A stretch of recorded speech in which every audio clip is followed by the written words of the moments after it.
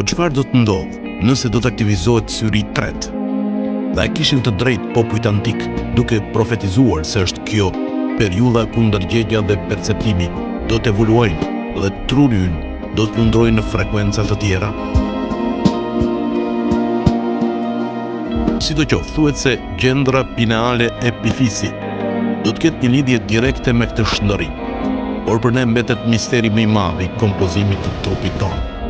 Jo vetëm okultizmi, por edhe shkenca e mirëfillt thot pra që kjo gjendër dikur ka qenë syri ynë i tretë, edhe për arsye të panjohura. Ai është anulluar, por nga kush dhe si?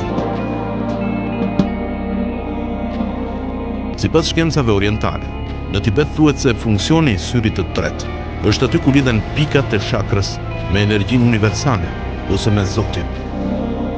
Shakrat janë 7 pikat e energjisë njeriu.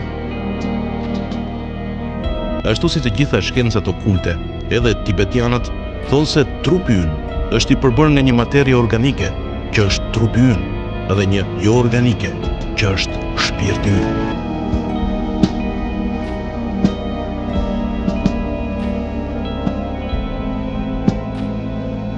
Por shpirtin ata e mendojnë në formë energjie, edhe kjo energji është si një spirale e 2 forcave, që ata i quajnë kanale. Pra kanali i djathtë edhe kanali i majtë.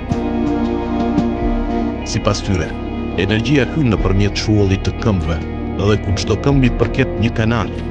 Pastaj ato lidhen në pikën ku kemi genitalet, edhe kështu me radhë në formë spirale, derisa arrin në hemisferën e sipërme të kafkës së njeriut, edhe ku aty lidhet sërish me energjinë universale, duke u përhapur në hapësirë.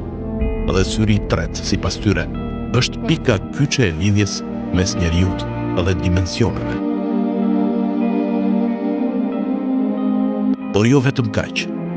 Në shkencat okulte tibetiane thuhet se kur era e re do të arrijë në tokë, kur hyjnia diell do të rrezatojë me energjinë e re, atëherë perceptimi dhe ndërgjegja e vetdijes njerëzore do të evoluojë drejt qiellit.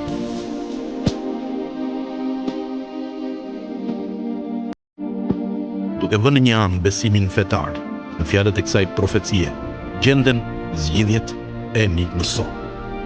Dhe këtu lindin me mira pyetje që nuk mund t'u japim dot një zgjidhje. Atëherë nga konkluzioni i të gjithë kësaj, kuptohet qartë se diçka po ndodh. Por si? Çfarë organi mund të bëjë modifikimin e ADN-së sonë? Dhe nëse është kjo gjendër faktori i ndryshimeve të trurit tonë, si duhet të veprojmë për të përballuar këtë modifikim?